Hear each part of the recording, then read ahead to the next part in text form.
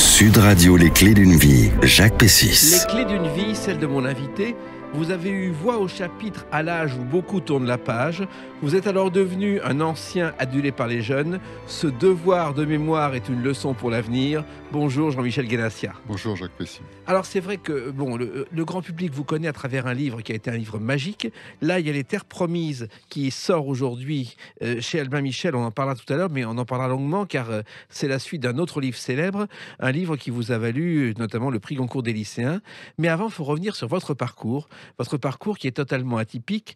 Quand je dis que vous avez eu voix au chapitre à l'âge où d'autres tournent la page, c'est que votre carrière a commencé à 59 ans, votre carrière de star. Avant, il y a eu d'autres choses, et notamment, il s'est passé quelque chose le 7 juin 1987. Écoutez.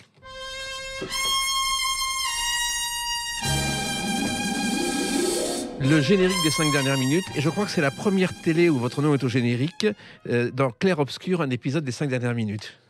Oui, j'en ai fait une quinzaine en réalité. J'ai beaucoup travaillé sur des séries policières dans les années 80 et 90.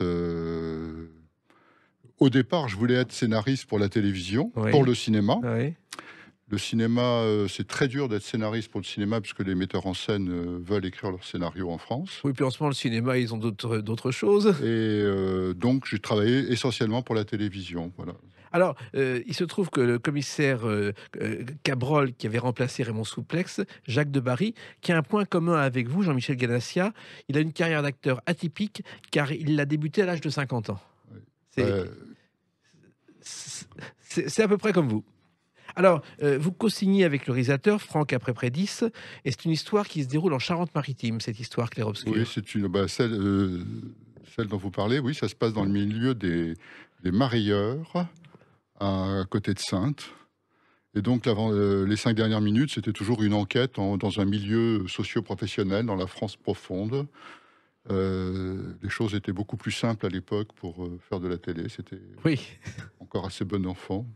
Alors, d'ailleurs, les huîtres, à l'époque, elles remontent à la préhistoire, ce qu'on ne sait pas, et que les Romains étaient déjà des consommateurs d'huîtres qu'on trouvait sur les côtes françaises. Absolument. Alors, cette carrière de scénariste, ça a été discret. Finalement, quand on voit votre CV, finalement, il n'y a pas grand-chose, parce qu'on dit que vous avez été avocat, point barre. J'ai été avocat pendant 6 ans, puis j'avais envie d'écrire, c'est ce que je voulais faire. Donc je me suis dit, si je le fais pas, je le regretterai. J'ai démissionné du barreau. J'ai essayé d'ouvrir les portes dans le milieu du cinéma. Ça a été très très compliqué, très difficile. Puis j'ai pu travailler pour la télé. C'est ce que j'ai fait pendant 25 ans quand même. Donc, oui, mais 25 ans discrètement, car la télé, les scénarios, il n'y avait pas les plateformes d'aujourd'hui. C'était pas si facile de trouver des travaux à faire. Si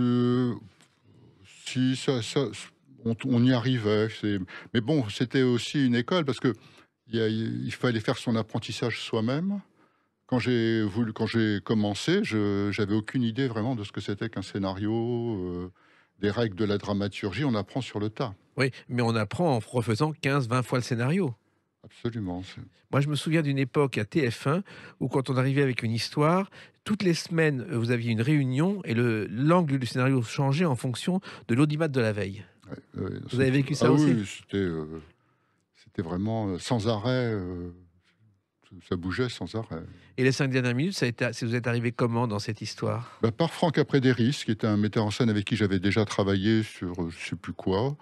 M'a dit qu'on lui proposait, le directeur de la fiction cherchait des sujets. Il m'a dit, est-ce que tu as une idée? J'ai fait un petit synopsis, je l'ai proposé, ça a marché. Ensuite, j'ai continué dans cette voie pendant, j'en ai fait une quinzaine. Enfin. Oui, vous faites partie de ces scénaristes anonymes à l'époque qui écrivaient pour la télévision, et il y avait le nom au générique, et c'était des heures et des heures de travail, presque dans l'anonymat. Oui, c'était pas... je vais pas me plaindre. J'ai eu la chance d'en vivre pendant 25 ans, donc c'était pas exaltant non plus, parce que comme vous le dites, le scénariste, c'était vraiment la 5e roue du carrosse, quoi. Moi, je me souviens d'un scénario que j'avais écrit pour une série télé. On me l'a réclamé pendant des semaines, et quand je suis arrivé sur le plateau pour voir le tournage, on m'a dit, qu'est-ce que vous faites là, vous? Non, c'était pas très exaltant. C'est pour ça que j'ai quand j'ai eu l'idée du club, c'était infaisable à la télévision, c'était inenvisageable. On va en reparler, mais vous avez fait aussi d'autres séries. Vous avez travaillé avec un comédien qu'on a un peu trop oublié, qui est Bernard Pierre Donadieu. Ouais, c'est un très bon copain. On a fait plusieurs films ensemble. Il a été connu, je crois, parce qu'il a joué avec Belmondo dans Le Professionnel.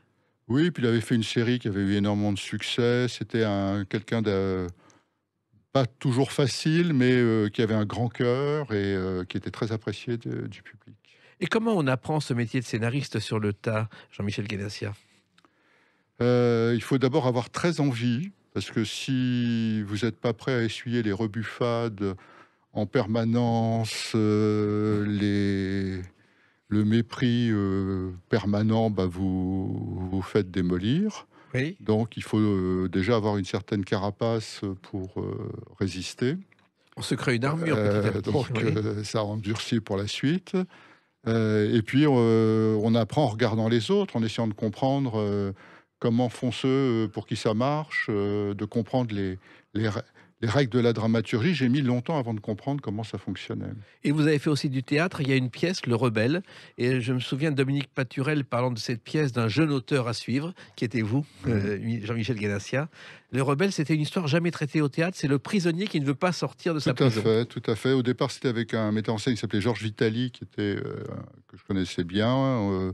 Et puis, on a eu plein de problèmes sur cette pièce. C'était compliqué. Le théâtre, c'était encore plus compliqué que le cinéma.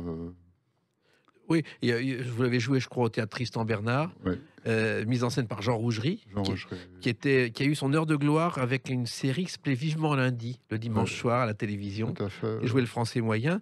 Et puis il y a eu une autre pièce que vous avez créée à Avignon qui s'appelait Grand, beau, fort, avec des yeux noirs brûlants. Ouais, vaut mieux pas en parler. Parce que ça a été C'est- il y a plein de choses comme ça. Bah, une vie très enfin, d'auteur, avec beaucoup de hauts, des bas, des changements de cap, des rencontres. Voilà.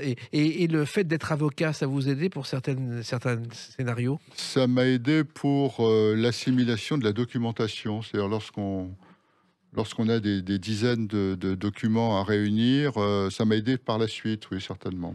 Et puis, il y a eu aussi un roman policier qui s'appelait Pour 100 millions. Vous avez eu le prix Michel Lebrun. Michel Lebrun, on l'a un peu oublié aujourd'hui, c'était un personnage étonnant qui avait une culture du polar Ouais. incroyable et qui écrivait sous une dizaine de pseudonymes. Ouais. Et là, le roman policier, c'est venu aussi de la télévision. Alors, au départ, c'était un long métrage qui devait se faire, qui s'est pas fait parce qu'il y a eu des problèmes de production. Le producteur ne pouvait pas me payer ce qu'il me devait, m'a rendu mon scénario, les droits de mon scénario, et il m'a dit, bah écoute, le mieux que tu as à faire, c'est d'écrire un roman, ce que j'ai fait. Et bon, j'ai eu ce prix qui était le prix Michel Michel Lebrun. Lebrun à l'époque, mais bon, j'ai pas eu envie de continuer dans la voie du polar, parce que en plus cette année-là, il y a eu est arrivé un écrivain qui s'appelait James Ellroy, Oui, américain. avec Dahlia Noir, et ça m'a dégoûté à jamais d'écrire des polars, en me disant, si je suis pas capable d'écrire, moi avec mon petit bouquin, et quand je voyais James Ellroy à côté, je me suis dit, bon, il vaut mieux que j'arrête le polar, c'est pas mon truc. Alors, je me suis un peu renseigné. Le premier à avoir publié et écrit un polar en France, c'était Émile Gaborio. Il avait inventé l'inspecteur Lecoq, dont Conan Doyle s'est inspiré. C'est fou, hein? Le roman policier est français. Mais finalement, ce roman est reparu dans le livre de poche, et je crois que vous avez une affection pour le livre de poche, Jean-Michel Guénassia. C'est vraiment une édition formidable, parce que ça donne une vraie vie au livre. Oui, et vous êtes un grand lecteur. Moi, je lis énormément, beaucoup. Et oui, il y a quelquefois des livres qui vous tombent des mains tout de suite. Ça, c'est Beaucoup, oui, beaucoup. comment ça se fait? On sent tout de suite qu'un livre ne... Oui, la vie est trop courte pour s'ennuyer, donc je donne 50 pages à un livre. Si ça fonctionne pas, si j'accroche pas, je passe à autre chose. Et ça vous est souvent arrivé? Souvent, oui, très souvent. Bon, et puis un jour, il s'est produit un miracle. On va en parler dans quelques instants. Un miracle qui a changé votre vie, Jean-Michel Guénassia. On va en parler à travers une autre date, le 9 novembre 2009. A tout de suite sur Sud Radio avec Jean-Michel Guénassia. Sud Radio, les clés d'une vie, Jacques Pessis. Sud Radio, les clés d'une vie, celle de mon invité Jean-Michel Guénassia. Tout à l'heure, on parlera des Terres Promises, un roman chez Albin Michel qui est la suite du Club des Incorrigibles Optimistes. Mais justement, ce Club des Incorrigibles Optimistes, le 9 novembre 2009, il s'est passé quelque chose. Oui, c'est le 20e anniversaire de la chute du mur de Berlin. Oui, exactement. Et en même temps, vous recevez le prix Goncourt des lycéens. Ouais. Alors ça, c'est une surprise. Ça a été une surprise parce que je n'étais pas favori. D'abord parce que quand on faisait la tournée des lycées avec le prix Goncourt, personne n'avait lu mon livre. Il y avait deux auteurs que tout le monde voyait avoir le prix. C'était soit David Fuenquinos pour La délicatesse, soit Delphine de Vigan. Et puis, j'ai eu le prix au premier tour de façon surprenante. Alors, c'est pas comme le Goncourt, on n'attend pas dans un restaurant ou chez son éditeur. Non, j'ai reçu un coup de fil parce que ça se passe à Rennes et à la FNAC aussi, donc c'est surprise, oui, c'était inattendu. Et c'est un moment d'émotion ?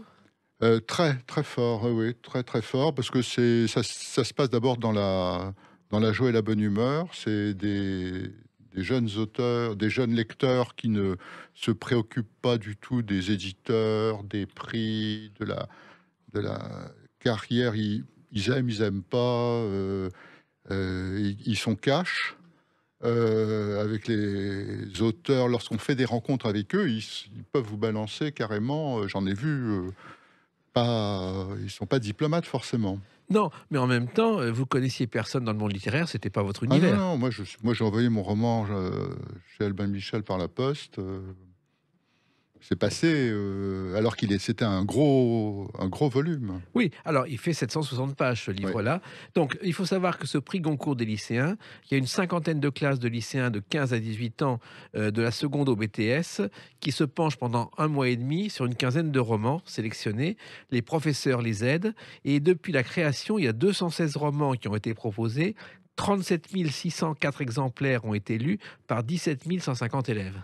Quelle précision. Oui, mais en même temps, c'est vrai que un livre de 760 pages que les adolescents lisent et qui en parlent ensuite, c'était inattendu, Jean-Michel Guénassia. Oui, mais bon, on peut l'expliquer puisque le narrateur du roman, c'est un ado. Oui. Il a 12 ans au début du roman, 17 à la fin. Ça raconte une histoire dans laquelle ils peuvent se reconnaître, ses problèmes avec ses parents, avec sa copine, et le monde qu'il raconte, il leur est immédiatement perceptible. Alors, vous avez consacré 6 ans à l'écriture de cette histoire. Comment est née l'idée, Jean-Michel Guénassia ? L'idée est venue en 1986, la première fois, quand j'ai lu un livre d'un historien d'art qui s'appelle Alain Jobert, qui a écrit un livre qui s'appelle Le Commissariat aux archives, qui parle des photos truquées du temps du stalinisme. Puisque sous Staline, on ne se contentait pas d'exécuter les fautifs, on les éliminait purement et simplement de la photographie, comme s'ils n'avaient pas existé. Et donc on voit des tas de dignitaires ou des gens simples disparaître des photos. Et je m'étais dit, mais ce qui est intéressant, c'est de raconter l'histoire de celui qui truque les photos, de raconter l'histoire du truqueur. C'est un mythe faustien. Et je me rappelle que la première fois où j'en ai parlé à un copain metteur en scène il m'a regardé vraiment très sceptique. Jamais France Télévisions ne basculera là-dessus. Donc j'ai laissé tomber. Puis j'ai continué avec cette idée en tête, mais je ne savais pas trop quoi en faire. Et puis un jour, vous êtes mis au travail et ça a été 6 ans d'écriture et vous avez renoncé à beaucoup de choses, je crois, pour ça, Jean-Michel Oui, il a Guénassia. fallu. D'abord, c'était beaucoup de travail. Il y avait aussi une autre idée qui m'avait beaucoup marqué pour le club. C'était un livre de souvenirs d'une femme qui s'appelle Nadejda Mandelstam, qui est l'épouse d'Ossip Mandelstam, un grand poète russe, qui a appris par cœur tous les poèmes de la dernière période de son mari. Et c'est grâce à elle que les derniers poèmes de la dernière période d'Ossip Mandelstam sont parvenus jusqu'à nous. Et c'était un vrai personnage de Fahrenheit 451. Et je trouvais ça d'une beauté extraordinaire de résister à dictature, qu'une femme puisse résister à la dictature uniquement par la... Elle montrait l'amour qu'elle avait pour son mari de cette façon-là. Et la transmission de la poésie de cette façon-là me touchait beaucoup. Donc je gardais cette idée dans un coin de ma tête. Et j'avais aussi envie de raconter l'histoire de gens que j'ai rencontrés moi-même, qui étaient des réfugiés d'Europe de l'Est, qui fréquentaient un bistrot d'Enfer Rochereau. Et pendant des années, j'avais ces idées en tête, jusqu'au moment où j'ai trouvé ce fil rouge, qui est donc le narrateur Michel Marini, qui a permis de réunir les 3 histoires en un. C'est pour ça que finalement, il y a 3 romans. Oui, mais alors, s'enfermer alors qu'on a une vie de scénariste pendant 6 ans, je crois que vous avez été consultant juridique à mi-temps, parce qu'il fallait bien vivre, pour écrire ce roman sans savoir s'il serait édité, c'est un pari fou, Jean-Michel Guénassia. Oui, mais j'avais envie de le faire. Je m'étais dit que c'était... Alors, ce qu'il faut dire aussi, c'est que quand je suis arrivé, quand j'ai eu 50 ans, je me suis demandé pourquoi ça marchait pas en réalité, pourquoi ce que j'écrivais ne fonctionnait pas bien, et j'en suis arrivé à la conclusion que si ça marchait pas, c'est parce que je travaillais pas assez. Oui. Et que il fallait que je travaille beaucoup plus que ce que je faisais, que je me contentais trop d'un premier jet. Et donc, j'ai commencé vraiment à travailler, mais d'une façon plus acharnée à partir de ce moment-là. Et alors finalement, le livre est terminé, vous avez écrit, bon, il y a plus de 800 pages, plus de 800 feuillets, vous les adressez à un éditeur comme ça, Alors, anonymement? je les ai adressés d'abord à l'éditeur qui avait édité le commissariat aux archives, qui a jamais reçu la lettre que je lui ai envoyée. J'ai reçu une réponse négative. Je l'ai renvoyé à un autre éditeur qui s'appelait Claude Durand chez Fayard, parce qu'il avait édité Solzhenitsyn. Quelques années plus tard, je croise Claude Durand chez Albin, on en parle, il n'a jamais reçu la lettre que je lui avais écrite. Et donc, j'ai envoyé par la poste à différents éditeurs. J'ai eu heureusement quelques réponses positives. Et puis, c'est parti de cette façon-là. Mais en même temps, on annonce un jeune auteur de 59 ans pour lancer le livre. Oui, mais j'étais un jeune auteur, parce que je commençais vraiment Oui. ma vie. Ensuite, c'est Julien Gracq qui en parle dans un de ses livres. Je crois que c'est En lisant, en écrivant, où il dit qu'il y a 2 types d'écrivains, ceux qui commencent très très jeunes, et ils pensent bien sûr à Radiguet, et ceux qui commencent beaucoup plus tard, et ils pensaient à Maurice Bernanos, qui a publié son premier livre à 59 ans. Comme vous. Donc, de toute évidence, je fais partie de la 2e catégorie. Alors, il faut savoir que les manuscrits, quelquefois, sont lus ou pas lus. Moi, je me souviens de Robert Laffont qui m'avait raconté qu'un samedi matin, il était chez lui, il s'ennuyait, il reçoit un paquet, il l'ouvre, il lit le manuscrit de A à Z, et il dit, mais j'y crois, personne n'y croyait, c'était Henri Charrière-Papillon, des millions d'exemplaires. Ouais. Il faut avoir le flair de l'éditeur. Et vous, on vous a flairé pratiquement, Jean-Michel Guénassia. Ça, c'est... on ne sait pas, je pense qu'il y a aussi faut qu'un livre arrive au bon moment.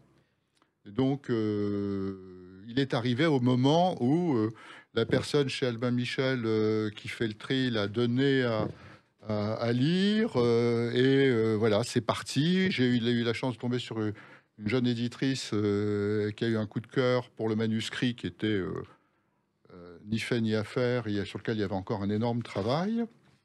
Et puis...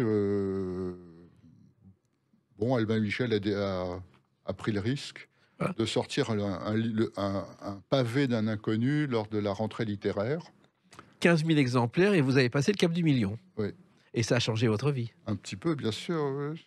Mais il y a une chanson comme ça qui explique qu'on peut commencer à vivre à 60 ans, c'est celle de Tino Rossi. La vie commence à 60 ans, quand on la connaît mieux qu'avant, et que l'on a appris par cœur tous les raccourcis du bonheur. C'est vrai que cette chanson de Tino Rossi résume votre situation. Quand on pense que Petit Papa Noël, il l'a trouvé par hasard parce qu'il cherchait une chanson pour un film et qu'il y a plus de 100 millions de 45 tours qui sont vendus, c'est le même phénomène. Comme, vous avez été surpris de vendre 1 million d'exemplaires, Jean-Michel Guénassia? C'est inattendu, puisque le prix d'être édité, c'était déjà une belle surprise. que ça a été vraiment en 2009, c'était le livre de la rentrée littéraire, donc c'était difficile de passer à côté. Le prix Goncourt après, plein de traductions, et de façon très étonnante, le livre a marché pratiquement partout, dans plein de pays. euh, et il était reçu, alors avec des lectures différentes suivant les peut-être, mais pourquoi en Grèce, en Espagne, en Italie, ce même, alors que c'est pas le Goncourt des lycéens qui fait vendre forcément là-bas, quoi. Non, et alors ce qui est étonnant, c'est que vous avez eu le prix Goncourt des lycéens, mais également le prix Notre Temps Oui. des seniors. Des seniors, notre temps, oui. Bah, ça montre, c'est un livre intergénérationnel, Oui, et que, effectivement, si on veut avoir un gros succès, il vaut mieux toucher toutes les générations possibles. Mais c'est aussi parce qu'il y a plusieurs entrées dans le livre, certainement, oui. et qu'on peut le lire de plusieurs façons.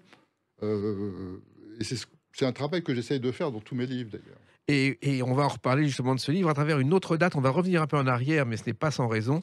C'est le 30 mai 1956. A tout de suite sur Sud Radio avec Jean-Michel Guénassia. Sud Radio, les clés d'une vie, Jacques Pessis. Sud Radio, les clés d'une vie, celle de mon invité Jean-Michel Guénassia. On parlera tout à l'heure des Terres promises chez Albin Michel, qui fait suite au club des incorrigibles optimistes. Et le 30 mai 1956, c'est une date importante, parce que si j'en crois à votre livre, c'est la date de la création officielle de ce club des incorrigibles optimistes. Oui, parce que c'était un club, enfin d'abord c'était un Paris qui a un peu disparu aujourd'hui, qui était, c'était un quartier très populaire, de petits employés, de petits fonctionnaires. C'était pas encore le quartier bobo que c'est devenu. Quartier d'enfer Rochereau, c'est ça? Voilà, et c'était un bistrot où il y avait beaucoup de Hongrois, d'Allemands de l'Est, des gens qui avaient fui les pays de l'Est, qui vivaient très difficilement à Paris, qui étaient parce qu'en plus c'était personne ne les aidait, il n'y avait pas d'aide pour les réfugiés, mais la gauche les aimait pas parce qu'ils étaient la mauvaise conscience de la CGT, du Parti communiste, donc ils étaient tenus à distance. Moi, j'en ai croisé quelques-uns, et j'ai mis longtemps à c'était pas à cette époque-là, j'ai raccourci dans le livre, je les ai connus vraiment 10 ans plus tard, quoi, quand j'ai été en âge de comprendre. Et alors, ils jouaient aux échecs, parce que c'était un jeu, ils pouvaient jouer aux échecs, quelle que soit leur langue. Oui, et en même temps, aujourd'hui, au Jardin du Luxembourg, on voit des joueurs d'échecs. Là, ça se passait dans des cafés, discrètement. Et les incorrigibles optimistes, c'était un nom sur la porte de la salle où ils jouaient. Oui, tout à fait. Ils n'étaient pas très optimistes en réalité, ils étaient plus incorrigibles qu'optimistes. Et pourquoi ce titre? Pourquoi ce nom? Parce d'abord, ils fonctionnaient bien, et en plus, ils étaient toujours en train de se poser la question, pourquoi ça n'a pas marché? Voilà. Et c'est la question que vous étiez Qu'est-ce posée. qu'on a fait où est-ce qu'on a raté? Pourquoi cette belle idée a échoué? Et il y a aussi un autre déclic pour votre livre, Jean-Michel Guénassia, c'est qu'un jour, vous avez vu Jean-Paul Sartre et Joseph Kessel jouer aux échecs. Absolument. D'abord parce que Sartre, on le voyait beaucoup. C'était son quartier général. Il habitait juste à côté, boulevard Raspail. Il fréquentait un autre café qui était un peu plus loin, qui s'appelait le Télème aussi, et il venait souvent là. Et le dimanche, c'était pas rare Sud Radio, les clés d'une vie, Jacques Pessis. Sud Radio, les clés d'une vie, celle de mon invité Jean-Michel Guénassia. On parlera tout à l'heure des Terres promises chez Albin Michel, qui fait suite au club des incorrigibles optimistes. Et le 30 mai 1956, c'est une date importante, parce que si j'en crois à votre livre, c'est la date de la création officielle de ce club des incorrigibles optimistes.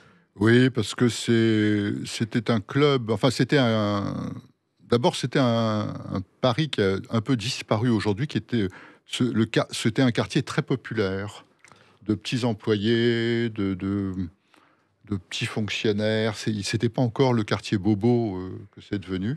Quartier d'enfer Rochereau, c'est ça? Voilà, et c'était un bistrot où il y avait beaucoup de Hongrois, d'Allemands de l'Est, des gens qui avaient fui les pays de l'Est, qui vivaient très difficilement à Paris, qui étaient Parce qu'en plus, c'était des... Personne ne les aidait, il n'y avait pas d'aide pour les réfugiés, mais la gauche ne les aimait pas parce qu'ils étaient la mauvaise conscience de la CGT du Parti communiste, donc ils étaient tenus à distance. Moi, j'en ai croisé quelques-uns et j'ai mis longtemps à les... C'était pas à cette époque-là, j'ai raccourci dans le livre, je les ai connus vraiment 10 ans plus tard, quoi, quand j'ai été en âge de comprendre... Et alors, ils jouaient aux échecs, parce que c'était un jeu... ils pouvaient jouer aux échecs, quelle que soit leur langue. Oui, et en même temps, aujourd'hui, au Jardin du Luxembourg, on voit des joueurs d'échecs. Là, ça se passait dans des cafés, discrètement. Et les Incorrigibles Optimistes, c'était un nom sur la porte de la salle où ils jouaient. Oui, tout à fait. Ils n'étaient pas très optimistes en réalité. Ils étaient plus incorrigibles qu'optimistes. Et pourquoi ce titre? Pourquoi ce nom? Parce d'abord, ils fonctionnaient bien. Et en plus, ils étaient toujours en train de se poser la question, pourquoi ça n'a pas marché? Voilà, et c'est la question que vous y posez. Qu'est-ce qu'on a fait? Où est-ce qu'on a raté? Pourquoi cette belle idée a échoué? Et il y a aussi un autre déclic pour votre livre, Jean-Michel Ganassia, c'est qu'un jour, vous avez vu Jean-Paul Sartre et Joseph Kessel jouer aux échecs. Absolument. D'abord parce que Sartre, on le voyait beaucoup. C'était son quartier général. Il habitait juste à côté, boulevard Raspail. Il fréquentait un autre café qui était un peu plus loin, qui s'appelait le Télème. Aussi, et il venait souvent là, et le dimanche, c'était pas rare de le voir avec Simone de Beauvoir et Françoise Sagan l'après-midi. Il écrivait, et le patron nous disait surtout ne faites pas de bruit, Sartre travaille. Donc on n'osait jamais faire trop de bruit quand moi je jouais au baby-foot. Et puis Sartre, c'était une image, une icône de la télévision. On le voyait tout le temps à la télévision. Il n'y avait qu'une seule chaîne à l'époque. On savait que c'était un opposant à De Gaulle. C'était bien avant mai 68. On savait pas trop... personne n'avait rien lu, bien sûr. Enfin, mais il était célèbre. C'était une vedette, un grand écrivain, même si on savait pas ce qu'il avait écrit. Et un jour, je l'ai vu en train de jouer aux échecs avec Joseph Kessel, qui était lui aussi une vedette de l'époque. Et ils rigolaient, tous les deux. Ils s'amusaient beaucoup. Et quand je racontais cette histoire, je les avais vus. On ne me croyait pas, parce qu'ils me disaient, mais non, ils sont tous les deux à l'opposé de l'échiquier politique. Il y en a un qui est à droite, l'autre à l'extrême gauche. Ils ne peuvent pas être amis. En réalité, ils étaient extrêmement amis. Sartre avait énormément de respect pour Kessel. Et donc, je les ai vus 2 fois là-bas. Et Sartre aussi, mais j'ai jamais parlé à ça. Et Kessel et Sartre, d'ailleurs, ont eu un point commun, c'est la défense de Georges Arnaud, Oui. un journaliste qui s'est retrouvé devant les juges parce qu'il avait dénoncé des participants à une conférence de presse en faveur de l'indépendance de l'Algérie. Oui. Et on les a vus témoigner ensemble. Tout à fait. Et Kessel, bon, c'était l'après-midi. Le soir et la nuit, il buvait beaucoup de vodka, mais l'après-midi, il résistait encore à cette boisson. Tout à fait. Mais il partageait beaucoup d'autres choses, m'a-t-on dit, en plus. Oui, c'est autre chose. Alors, effectivement, tous ces personnages se retrouvent dans ce café où vous jouez au baby-foot. Et le baby-foot, ça fait partie de l'époque aussi. Aujourd'hui, on n'imagine plus dans un café un baby-foot, un flipper, Jean-Michel C'est Ganassia. fini. Il faut expliquer aux jeunes qu'on s'amusait beaucoup avec. C'était plus joyeux et festif. Et il y avait des matchs de baby-foot qui étaient de véritables championnats. Ah oui, on jouait vraiment... moi, je passais une après-midi au baby-foot sans problème. Oui, ce qui n'existe plus aujourd'hui. Alors, on ne sait pas qui a inventé le baby-foot. Je ne sais pas si vous êtes renseigné, Jean-Michel Ganassia. Il aurait été inventé simultanément en France et en Allemagne vers 1890. Et on dit que l'inventeur du baby-foot en France, c'est un baby-foot en bois, c'était Lucien Rosengart, le constructeur des voitures. Je sais pas. Voilà. Alors, en tout cas, c'est la légende qui court. Alors, je peux vous dire que le baby-foot existe également en Angleterre, en Espagne, en Italie, parce qu'à chaque fois que j'allais dans ces pays pour le livre, on me montrait un baby-foot et c'était des jeux très appréciés.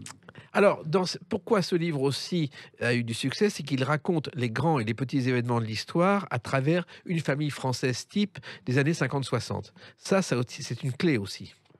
Ben oui, parce que je voulais pas écrire un livre d'histoire. L'histoire m'intéressait pas particulièrement. Je voulais raconter l'histoire d'un...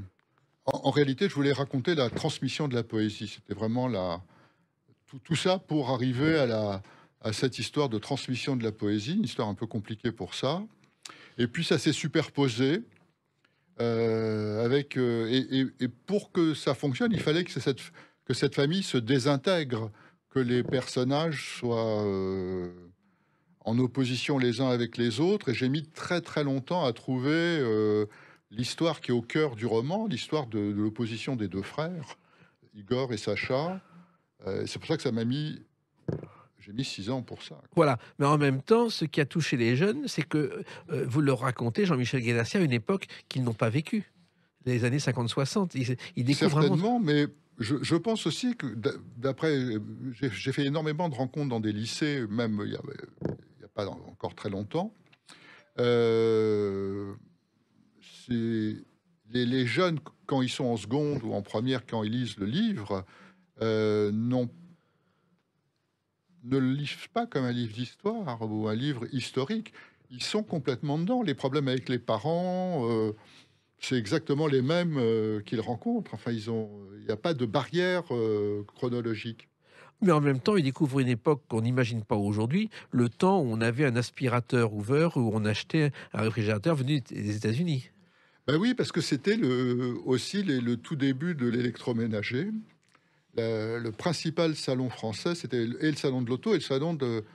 les arts ménagers. Les arts ménagers, quoi. C'était vraiment une découverte et le bonheur de découvrir la consommation. Voilà. Et en même temps, l'un de vos personnages, le père, invente le premier magasin d'électroménager à crédit. Les années 60, on n'imaginait pas ce que ça allait devenir. Ça n'existait pas encore. Hein, et je crois qu'il y a quand même... Le premier magasin Leclerc a été ouvert le 23 septembre 66. Je ne sais pas si vous le savez, Jean-Michel Guénassia, à Issy-les-Moulineaux, dans un ancien garage. Et c'est la première fois qu'on pouvait acheter et choisir ce qui énervait profondément les petits commerçants du quartier. Ouais. Et vous avez imaginé ça. Alors, vous êtes renseigné pour retrouver tout ça? Tout à fait. Je me suis plutôt basé sur la chaîne Darty à l'époque, qui s'est créée un peu dans des conditions complètement rocambolesques. Enfin, ça a été une success story assez étonnante. Et cette success story, elle vous a permis d'imaginer cette histoire, mais il y a aussi tous les cadeaux des adolescents, et tous ceux qui ont vécu les années 60 se souviennent du Tépaz, inventé par Marcel Tépaz, grand-père de Jean-Michel Jarre, et il a une place importante aussi dans la vie de Michel, votre héros. Oui, bah oui, parce que c'est aussi la musique de l'époque qu'on écoutait, c'est avec des micro-sillons, c'était... on en usait... énormément, c'était les premières années de Salut les copains, des yéyés. Et il y a une chanson qui a changé votre vie.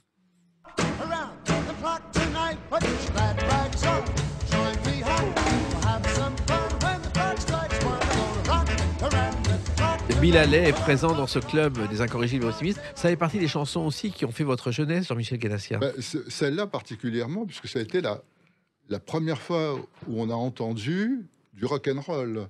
C'était le premier rock. C'était... on ne savait pas d'où venait cette musique. Ça a été un succès gigantesque. Et en même temps, il y a eu des rumeurs qui ont circulé autour de Bill Haley. Il y a un film, La Blonde et moi, avec Presley. On est persuadé que Bill Haley est dedans, dans ce film avec Presley. En fait, c'est Eddie Fontaine, qui est un Américain, qui est son sosie complet. C'est fou, hein. Et Bill Haley n'est pas du tout dans le film. Il l'a démenti pendant des années, personne ne l'a cru. Et puis, c'était l'époque où il y avait aussi le Circuit 24. On ne peut pas imaginer ça aujourd'hui à l'heure de la vidéo, mais c'était un événement pour les jeunes. Oui, et alors... Moi, j'ai eu, je peux le dire, un problème avec le Circuit 24, parce que j'ai jamais eu de Circuit 24, parce que mes parents étaient divorcés, et quand j'ai demandé un Circuit 24 à ma mère, elle m'a dit « va voir ton père », et quand je suis allé voir mon père, elle m'a dit « va voir ta mère ». Donc, et résultat, j'ai jamais eu de Circuit 24. Heureusement, j'avais un copain qui avait un Circuit 24, mais ça a été le grand regret de ma vie. Le Circuit 24, c'était des rails qu'on assemblait et on faisait des courses de voitures. Avec des petites voitures rouges et jaunes qui étaient des simili Ferrari et qui allaient très très vite. Et je me rappelle, il y avait au bazar d'hôtel de ville, ils avaient installé un Circuit 24 grandeur nature Et on faisait la queue toute la journée pour conduire des voitures. Alors qu'aujourd'hui, avec la vidéo, tout ça se fait beaucoup plus simplement. C'est aussi une époque où le jean était interdit à l'école, Jean-Michel Ganassia. Complètement. La tenue était... il fallait avoir une cravate même. On rigolait pas. Voilà. Et votre personnage va à l'école non sans mal. Mais on n'a même pas idée de la sévérité de... Moi, je me rappelle, mes parents ont été convoqués au lycée parce que ma petite amie était venue m'attendre à la sortie du lycée. C'est fou, ce qu'on ne peut pas imaginer aujourd'hui. Et c'était vraiment quelque chose de scandaleux. Et c'est une époque aussi où le stylo bille était à peine autorisé. On écrivait C'était interdit. Interdit. Pas le droit de... Et ça, effectivement, ça apparaît en filigrane dans ce livre. Et il y a aussi l'amour. Après, on s'étonnera qu'il y ait eu mai 68, parce que on vivait quand même dans un monde qui était très, très corseté. Oui. Et les jeunes avaient envie de pousser un peu les murs. Et puis donc, votre personnage principal est un amoureux des livres, comme vous, et il lit plusieurs livres, Fahrenheit 451, et surtout Le Matin des magiciens est un livre clé de Louis Pauwels et Jacques Bergier. Ça a été d'abord un succès absolument gigantesque, et puis ça a ouvert la porte à toutes les légendes, les mondes merveilleux, les soucoupes volantes, la méditation, les sciences parallèles, occultes. Et moi, pendant des années, j'étais persuadé que les Martiens étaient venus nous visiter. Oui. Il y avait des collections de livres, j'étais très très féru là-dessus. Et Louis Pauwels, alors c'est curieux, était le monsieur très sérieux, cravaté. Quant à Jacques Bergier, qui a été caricaturé dans un Tintin, lui, on savait, rien qu'en le voyant, ce qu'il avait mangé à midi en voyant sa chemise. Ah oui. C'était deux personnages totalement différents, mais qui ont inventé quelque chose. Ah oui, c'était... Alors, il y a aussi l'Algérie qui est très présente, parce que je crois que vous êtes né en Algérie, et l'indépendance de l'Algérie, ça a été aussi quelque chose d'important, dont les familles ont parlé à cette époque-là. On en parlait, mais surtout on le vivait, et les gens, les familles étaient terrorisées à l'idée que les jeunes soient appelés et partent faire leur service en Algérie. C'était vraiment la terreur, quoi, de partir là-bas. Oui, parce qu'il y a des enfants qui sont partis, qui ne sont jamais revenus. Bien sûr. Et vos familles en parlaient aussi? C'était un traumatisme des parents, des grands-parents? Moi, je vivais en France. Je suis né à Alger, mais je vivais à Paris depuis 1955.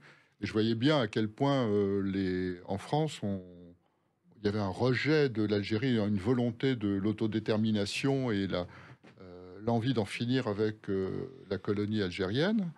À l'époque, département français. Et à quel point en Algérie, mes parents, ma famille qui était restée là-bas, voulait absolument rester français, et que c'était très très compliqué. Tout ça, c'est dans le premier livre. Maintenant, il y a le second. On en parle dans quelques instants à travers une autre date, le 4 mars 2021. À tout de suite sur Sud Radio avec Jean-Michel Ganassia. Sud Radio, les clés d'une vie, Jacques Pessis. Sud Radio, les clés d'une vie, celle de mon invité Jean-Michel Ganassia. Le 4 mars 2021 est sorti Les Terres Promises chez Albin Michel. Et c'est la suite du Club des Incorrigibles Optimistes. Une suite que vous n'imaginiez peut-être pas au départ, Jean-Michel Ganassia. Au départ, je voulais écrire une suite. J'ai travaillé pendant 1 an sur la suite. Oui. J'avais plusieurs des intrigues qui sont d'ailleurs dans ce roman à l'époque, et j'ai coincé, ça a coincé, je ne trouvais pas, ça ne fonctionnait pas. Peut-être aussi que le succès du club mettait la barre assez haut, et je voulais que la suite soit au niveau du club. Et je ne trouvais pas, donc pendant 1 an, j'ai travaillé dessus. Je ne trouvais pas, et je suis passé à La vie rêvée d'Ernesto G. Vous évoquez Che Guevara. Tout à fait. Et à chaque fois que je terminais un roman, je revenais dessus. C'était un leitmotiv. Je cherchais, je travaillais. Il y avait des personnages qui me coinçaient. Je m'étais embarqué dans une intrigue qui fonctionnait pas bien. J'essayais ça fonctionnait pas. Et il y a 4 ans, j'ai eu un déclic. Tout bêtement. Ça a été comme dans les 5 dernières minutes. Bon sang, mais c'est bien sûr.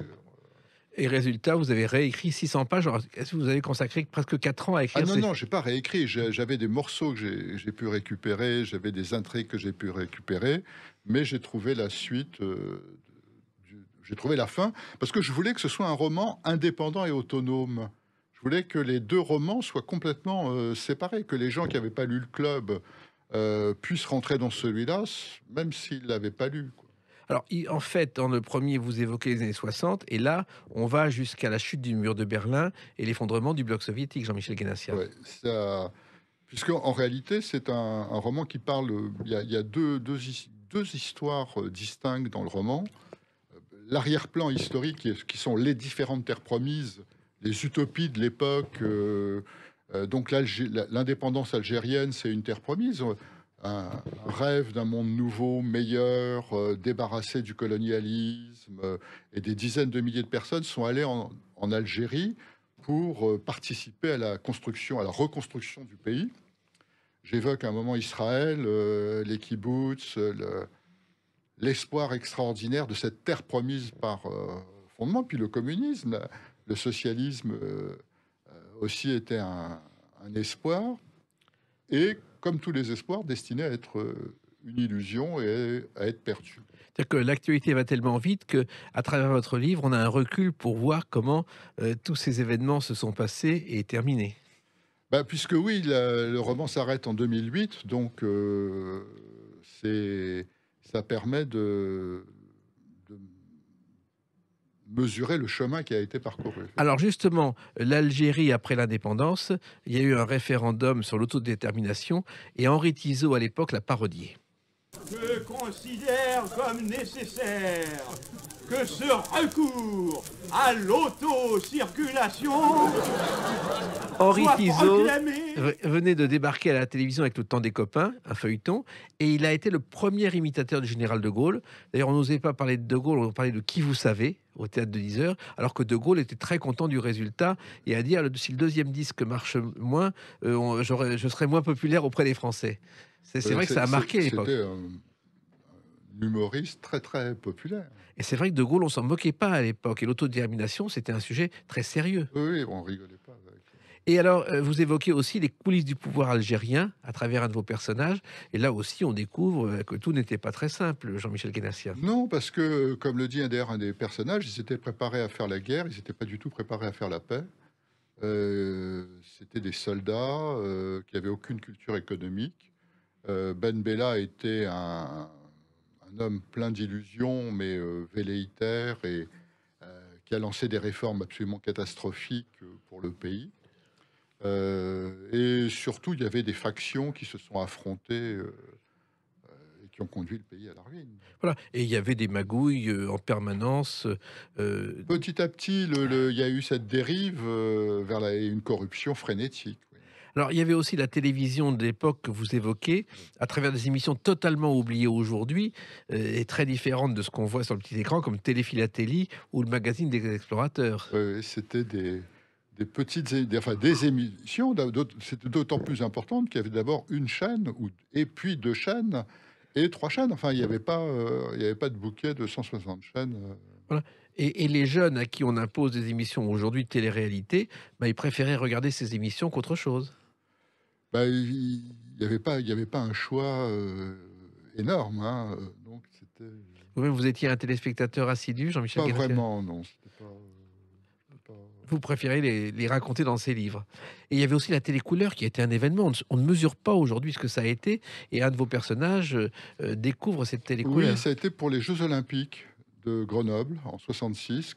Mais la télévision couleur coûtait le prix d'une voiture. Donc il y en avait très très peu. Et elle ne marchait pas très bien. Le système PAL-SECAM ne fonctionnait pas d'une façon extraordinaire. Il a fallu attendre 15 ans pour avoir des télécouleurs qui marchent. Et vous racontez aussi, et on ne s'en rend pas compte, que l'autoroute a évolué en 66, elle va jusqu'à Villefranche. Oui, jusqu'à Villefranche-sur-Saône. Oui, il y a des petits tronçons d'autoroute. On attendait, et c'était des encombrements absolument considérables. Et vous évoquez aussi dans ce livre des événements de l'actualité à travers Michel, votre héros qui devient photographe. Et il devient non pas paparazzi, mais chasseur de scoop.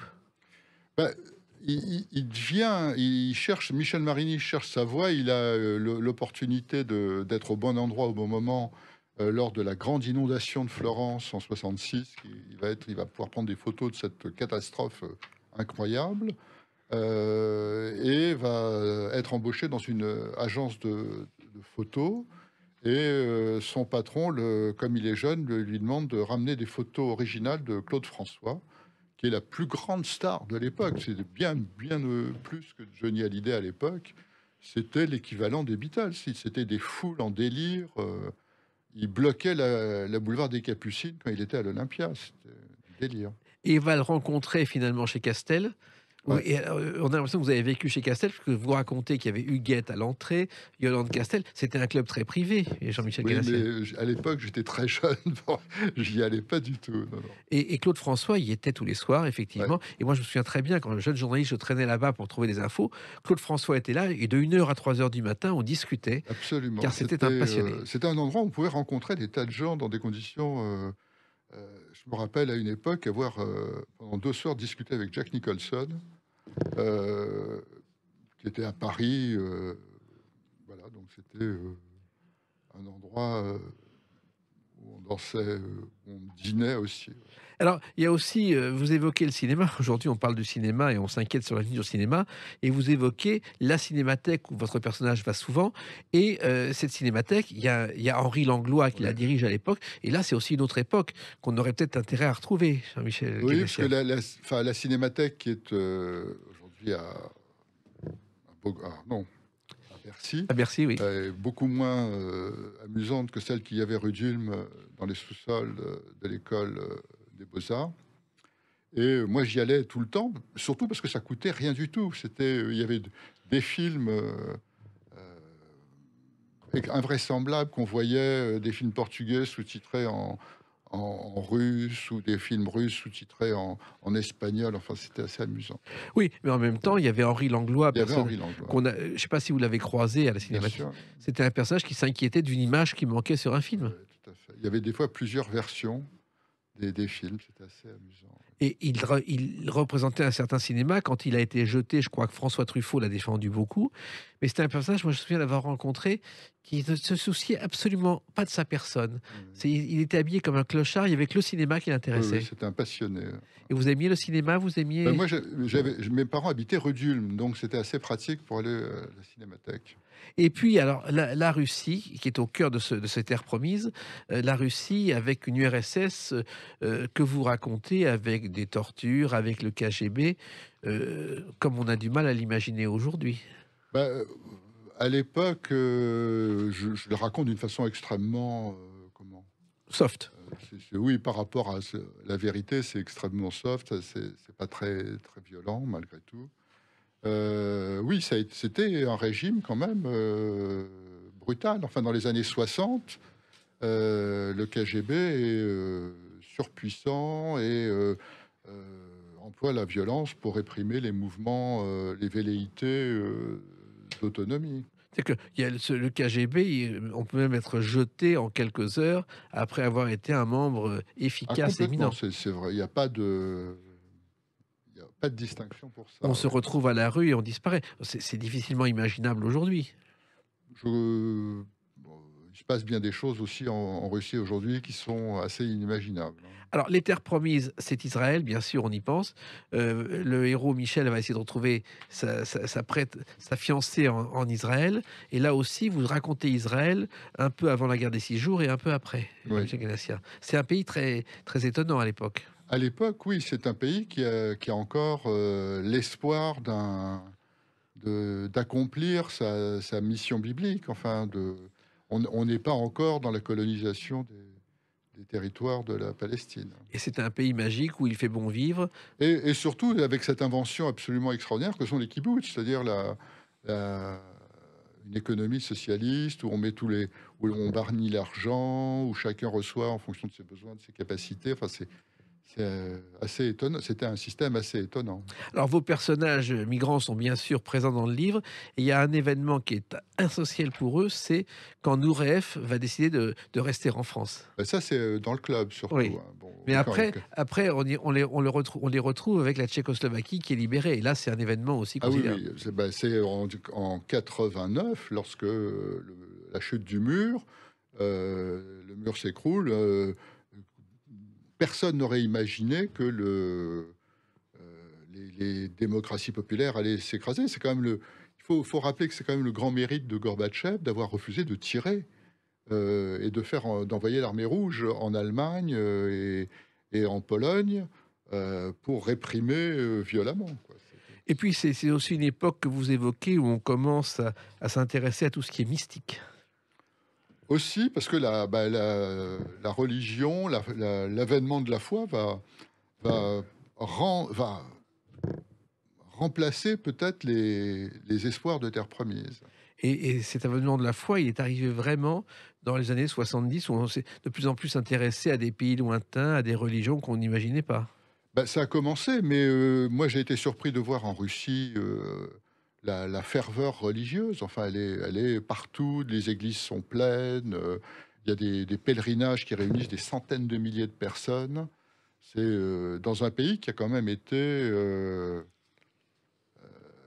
dans lequel la religion, c'était l'opium du peuple, et la religion était aussi, pas interdite, mais réprimée. Alors, ça veut dire qu'à travers ces deux livres, Le Club des Incorrigibles Optimistes et Les Terres Promises, vous racontez, sous la forme d'un roman, vous faites un panorama complet Oui, de la deuxième partie du Les Terres XXe siècle. Promises, c'est pas qu'un roman. C'est pas. Il y a une autre entrée dans Les Terres Promises qui est la difficulté d'être parent, Oui. la difficulté d'être mère, la difficulté d'être père. Pour Franck, l'impossibilité d'arriver à être père, c'est ça en réalité qui conduit les personnages. L'aspect historique souvent est en arrière-plan derrière ces problèmes humains qui sont complètement imbriqués avec les personnages. Et problème de tous les temps, puisque c'est un problème qui date des années 60 et qui est encore valable aujourd'hui. Absolument. Et ça aussi, ça risque de toucher les jeunes lecteurs, les futurs parents dans cette société. Je ne sais pas, mais c'est ce qui rend ces personnages humains. C'est ce qui les rend particulièrement sensibles, certainement. En tout cas, il y a beaucoup de sensibilité et d'émotion dans ces terres promises chez Albin Michel. Pour celles et ceux qui ont lu Le Club des Incorrigibles Optimistes, et ils sont nombreux, je pense qu'ils retrouveront tout ce qui a fait le succès de ce premier livre. Merci à vous. Merci Jean-Michel Guénassia, et puis continuez à travailler ainsi sur d'autres livres, peut-être pas ce sujet, mais d'autres. Merci beaucoup. Merci, Les Clés d'une vie, c'est terminé pour aujourd'hui. On se retrouve bientôt. Restez fidèles à l'écoute de Sud Radio.